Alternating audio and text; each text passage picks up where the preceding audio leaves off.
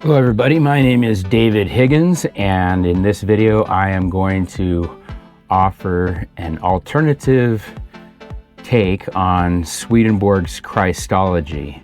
I'm going to be responding pretty directly from a just posted Aaron Abke podcast featuring Curtis Childs, who is the voice of the YouTube channel Off the Left Eye, which pretty much,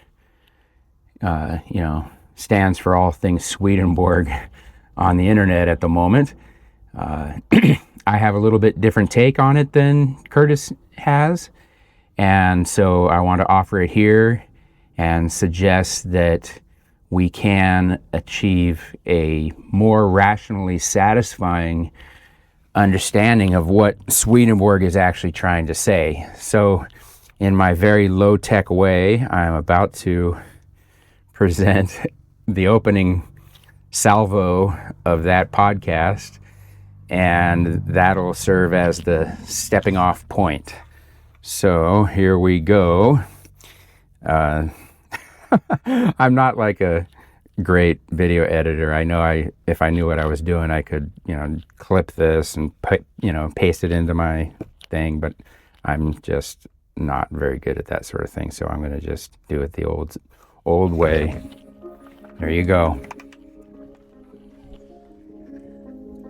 This is the perfect segue, since this is the Jesus Way podcast, and Swedenborg has the most incredible perspective about the Lord, as he calls him. So can you take us through who is Jesus Christ and why did he incarnate on earth? What was his mission?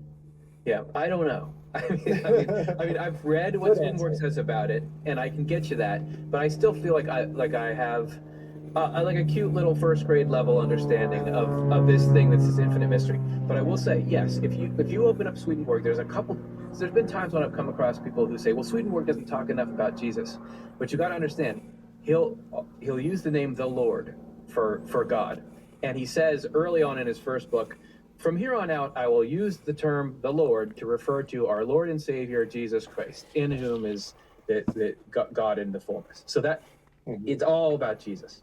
I don't think there's anybody more Jesus-centric than Swedenborg in history, in terms of a theologian. Wow. And so this is why. To him, Jesus is God himself, the full-on, not just like a part of the Godhead, but this is like the real God, who has done this incredible thing to rescue the human race from itself, which was to come down and live this human life to stop. We were about to destroy ourselves. Okay, so I'm going to cut in right here and pause for a moment. And so when Curtis says that by the term the Lord, Swedenborg is referring to Jesus Christ, that is like a really important point in which to make sure we've got it right. Okay, Swedenborg makes it perfectly clear that we are to understand what we read in the Bible as a spiritual parable, okay? It's not properly read in a historical interpretive mode, meaning it's not just a recording of historical events. It's a symbolic parable. So when we look at Jesus Christ as he's presented in the Gospels, we're not looking at anything other than a representative image of God with us. Jesus is our inner light. He represents the process whereby we recognize the presence of God within us. Okay, so all of the events of the plot of the gospel are meant to be taken as a spiritual allegory. Okay, now I wrote a book here called Allegorical Jesus, the Hidden Parable of Divine Humanity, and I go through the gospel and Swedenborg's perspective on the gospel, pretty thoroughly, and it takes about 100 pages here. Swedenborg says emphatically that we cannot view the humanity of Jesus Christ as we would another man. We can't be thinking in time and space. We have to interpret it spiritually. And by spiritually, he means in terms of the abstract realities that shape our inner connection to the divine, the rational concepts whereby we can understand God's presence within our consciousness. And the image that we get of Jesus being born in the land of Israel and all of the deeds that he perpetrates amongst the Hebrews, it represents the way in which divine truth becomes more clear to us, particularly on the issue of how is it that we derive life from the divine, and what is our ultimate relationship to God, and how is it essentially placed in a state of harmony. So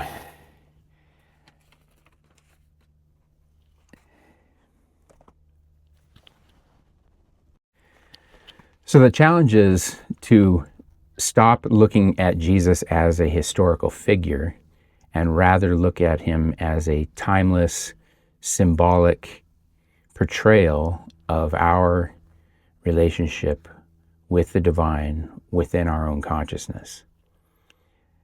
Okay, so that's, you might want to rewind that and listen to it again. When we try to make sense of, okay, well, Swedenborg says that unless Jesus had come into the world and put the hells in order and clothed himself in humanity, and then gradually united that humanity to the divine itself, these are tricky statements regarding the process of regeneration. And it requires, quite a bit of careful analysis. There's a really good book that was written back in, the 1800s, when there was a much more vigorous presence of Swedenborg in the collective intellect, and there was a great scholar named Charles Augustus Tolk, who pointed out very important issues in relation to how we should properly approach Swedenborg. He was a Latin scholar, and he took issue with some of the English translations that were being presented, and he felt that the verbiage that had been chosen to, translate Swedenborg's Latin into English essentially led the mind in the wrong direction and turned it towards a a type of materialism, and sort of killed the idea that Swedenborg was primarily addressing the experience of human consciousness rather than talking about historical events. So when we read Swedenborg, it's really important to recognize that sometimes he's speaking using figurative language. When he talks about, for instance, the divided consciousness of Jesus, meaning, at times he seemed to be fully cognizant of his divinity, and then at other times seemed to lose sight of his own divinity in a way that actually is completely impossible. There's no way that Jesus, could perform his miracles and then suddenly think that, he was something other than God. So, to try to make sense of this apparent, schizophrenia of Jesus, like a split personality thing going on, we have to be able to pause and translate the allegory and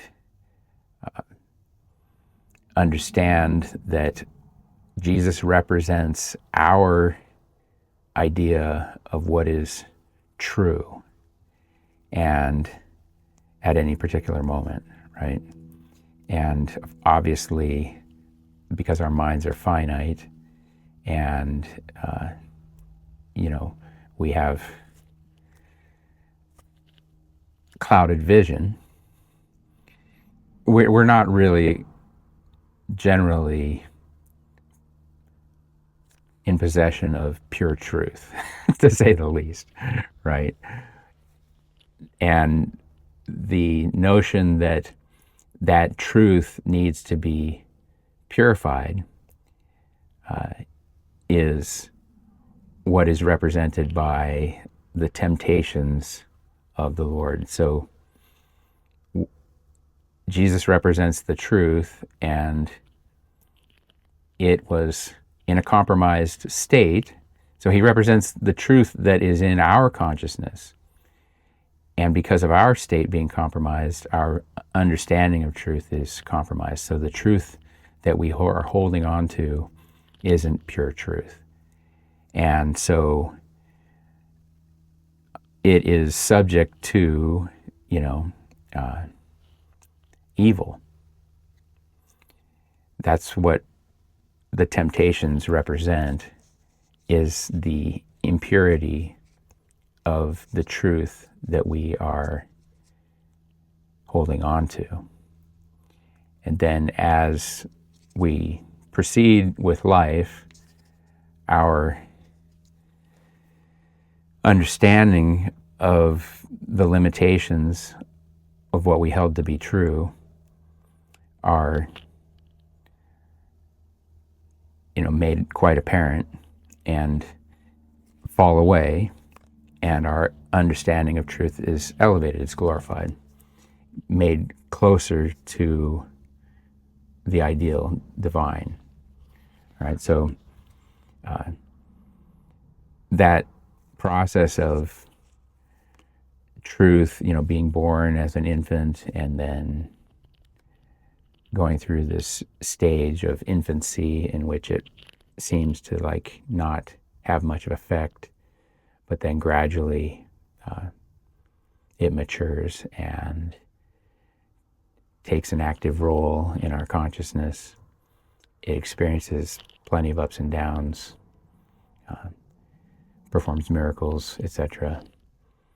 And then gradually it becomes elevated and ascends into heaven and sits at the right hand of the Father. So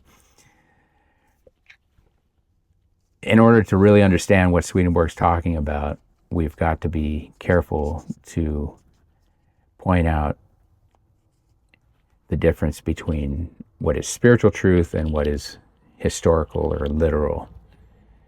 And we can't mix the two up. Okay?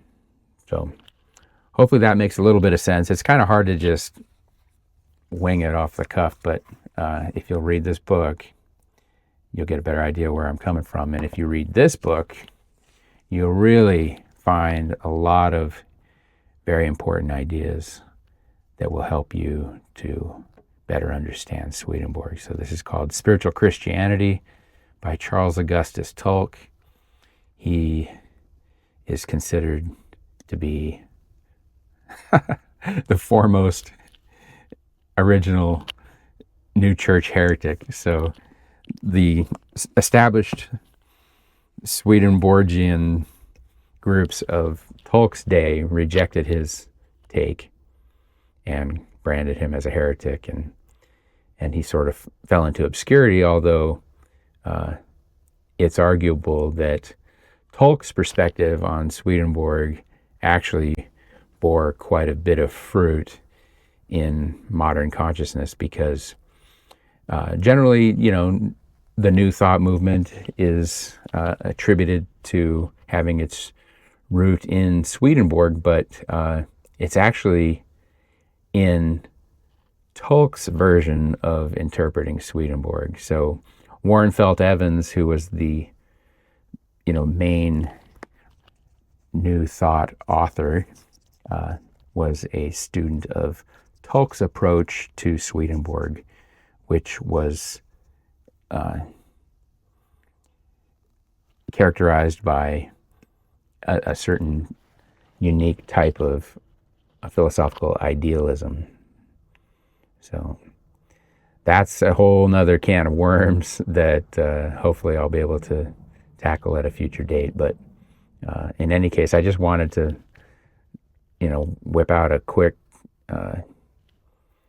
thing on Swedenborg's Christology and post it, because it's, I'm actually on my way to there's a consciousness conference down in San Diego this coming weekend, and Aaron's going to be speaking there, and Curtis.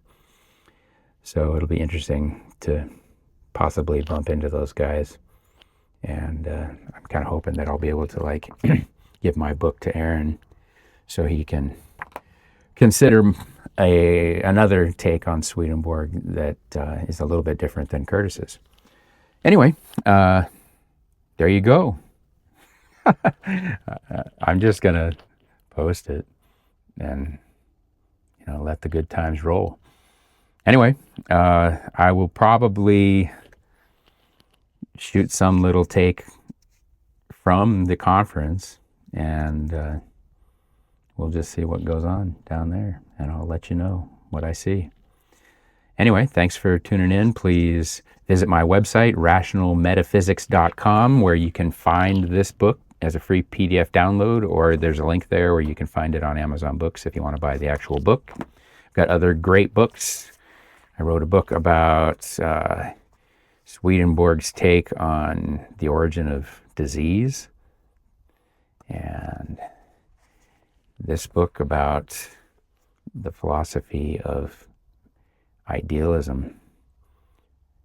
Okay. Please like and subscribe and comment. Adios.